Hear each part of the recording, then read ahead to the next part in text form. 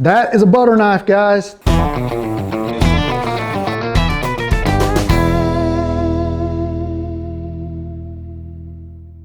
What's up, handy hunters? Welcome back to the channel. I am so excited about today's video. I've been wanting to do this video for quite some time, and I've just finally reached critical mass on needing to sharpen a whole lot of knives. I just got back from the Keys. We slaughtered the mahi down there, and I've got all my fillet knives sitting over here. I need to get to all those knives. I also have all my skinning knives from the farm here as well. And as we go into the hunting season, we're turning the corner right now, heading to bow season, and then the fall season. I need to get all my knives, all this maintenance stuff out of the way. And then I got my wife, all her knives in the kitchen, all need to be sharpened.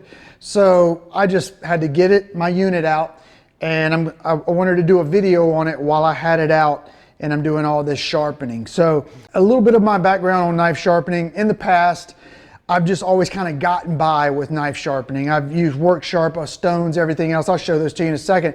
But I've just always kind of gotten by, but I've never really mastered it. I could get razor sharp knives. It just took me a long time, and it just became a laborsome process to get through all my knives.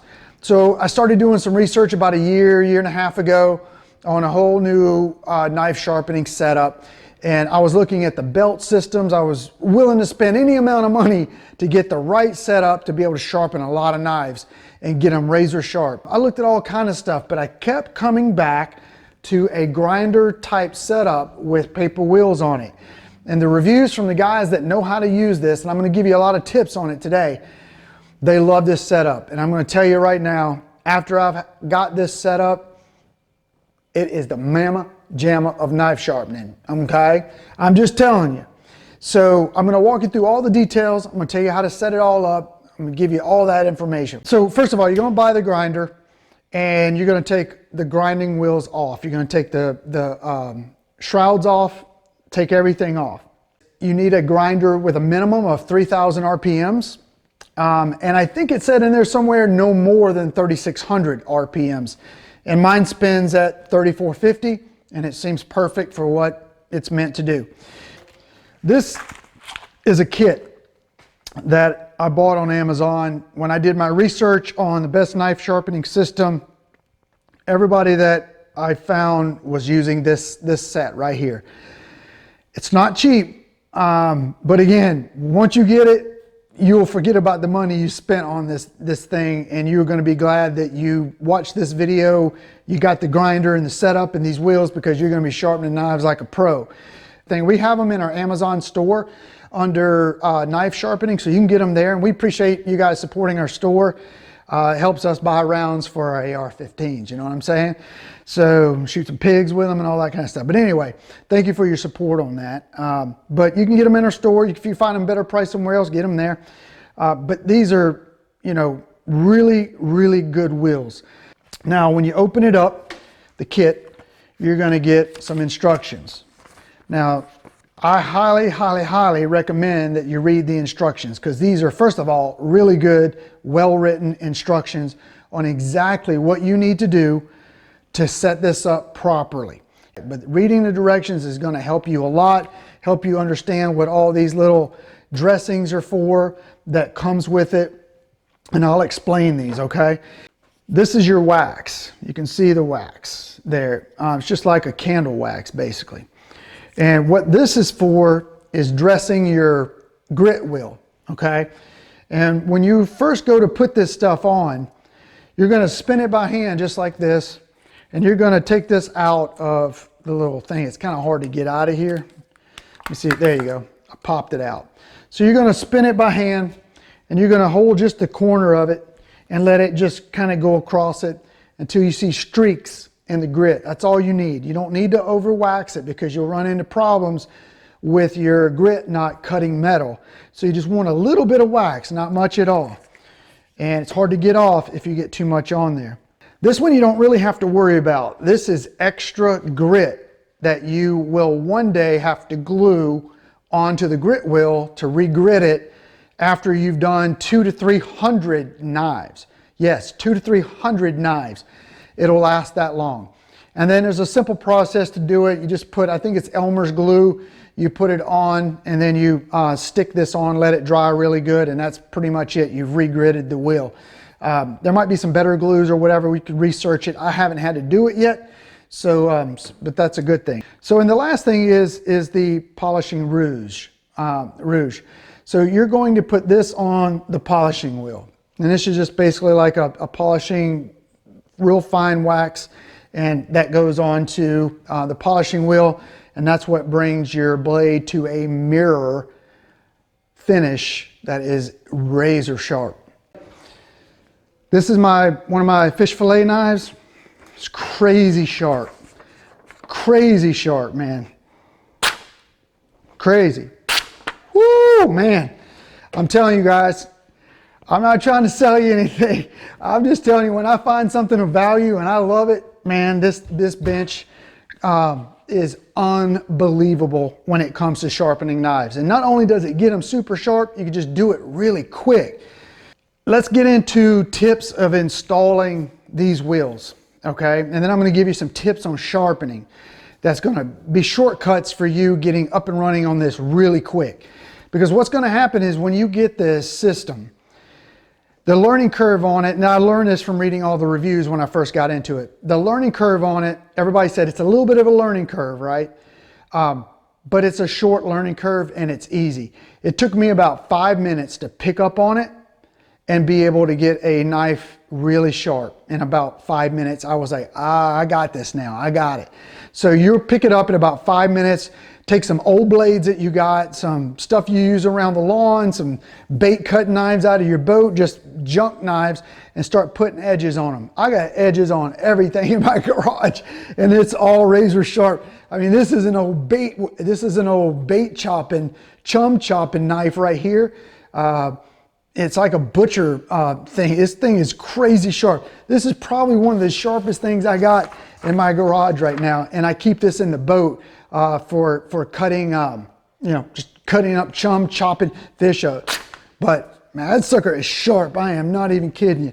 But anyway, so you'll have fun sharpening everything in your garage. When you go to install these wheels, you gotta true them up, okay? And this is where the complaints online come in. And I'm gonna make this so simple for you because it is pretty simple. When you put these wheels on, you're going to put your washers, your same washers that came off of your grinding wheels, you're going to sandwich them right back in, on your paper wheel. And when you put a paper wheel on here, it's paper. It's strong, but it's paper. You might get a little bit of wobble. So you might get a side-to-side wobble like that. And then there's also a chance that you get a front-to-back wobble like this if the hole's exactly not trued in the middle. Now, when I installed mine, I had a little bit of wobble in both wheels, but I really didn't have a front to back. So the middle hole was pretty true. And I can show you how to fix it in case you do have a front to back wobble. So you'll know how to do it. So when you put the paper wheel on, you want to tighten the nuts on the outside, right? Now you don't want to over tighten them. You don't need to over tighten them. You just want to snug them up, okay? You just want to snug them nice and snug. Now what you want to do is you want to turn, your wheel by hand. You're going to take your finger like this, right? And you can put it right on the edge of the wheel and find out where your wobble hits your finger, right? Stop it on the wobble, okay? And then what you're going to do is you're going to take like your hand right here, and then you're going to take this hand and put it underneath, okay? And you're going to push on the top and pull on the bottom.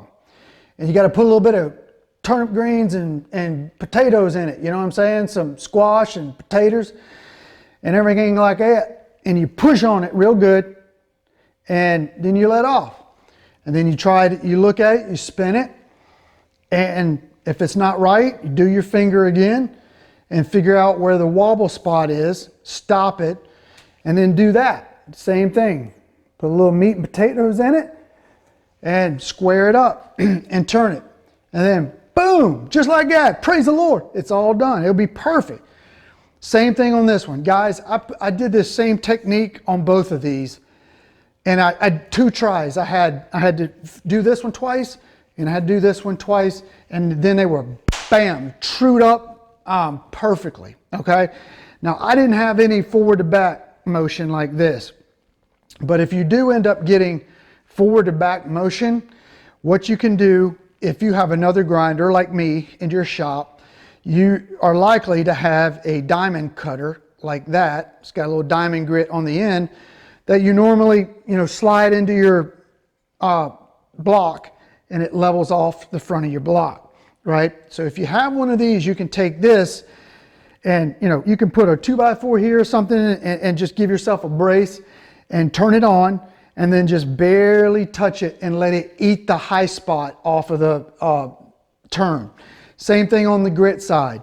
Put it real close and you'll hear it hit, and just let it eat the high spot, the ridge off of the wheel. So that's one way you can do it. The other way they suggest to fix a front to back wobble is you can take some 60 grit sandpaper and take like a wooden block or something square like this, wrap the sandpaper over the top and hold it, and then stick it right into the to the wheel and let it eat off your high spot as it goes around.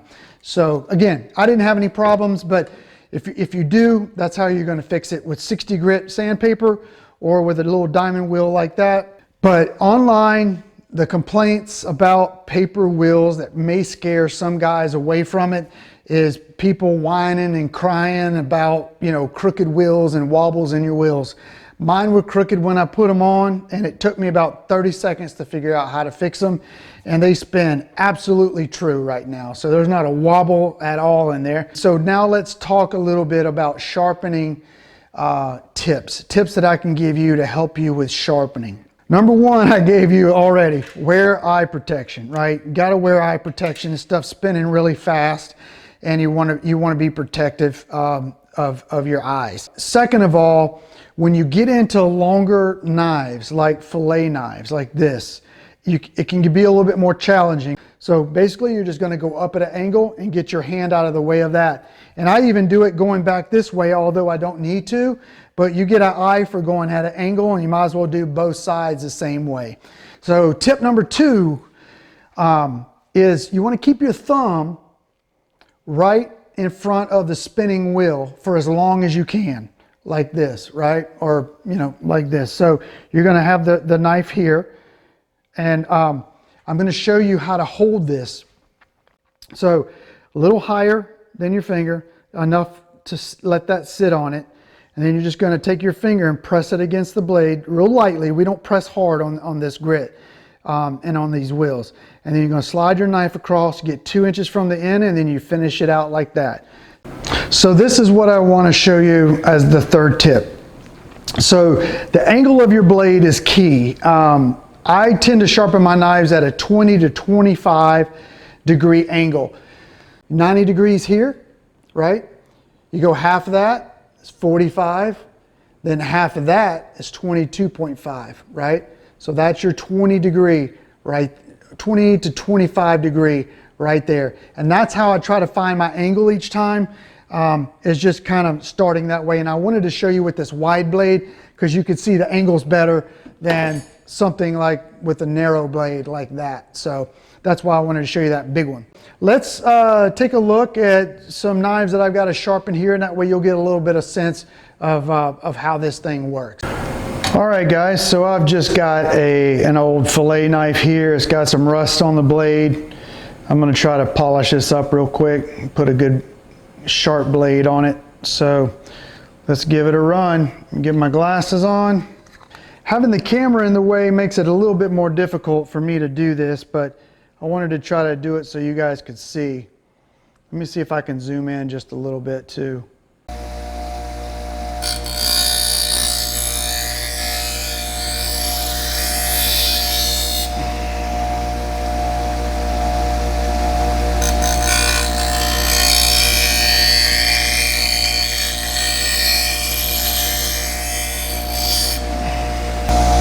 Okay, let's move over to the polishing wheel.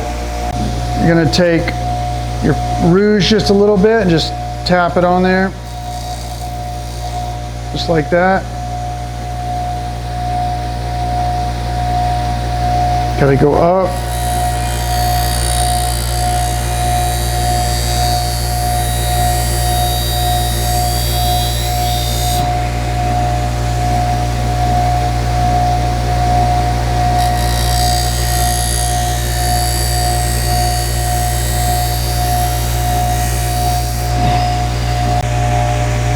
Oh yeah, that's sharpening up good. All right guys, so that's about as good as I can get with the tripod in the way. I've got this big tripod that I had to put in front of the thing, and I just couldn't see over.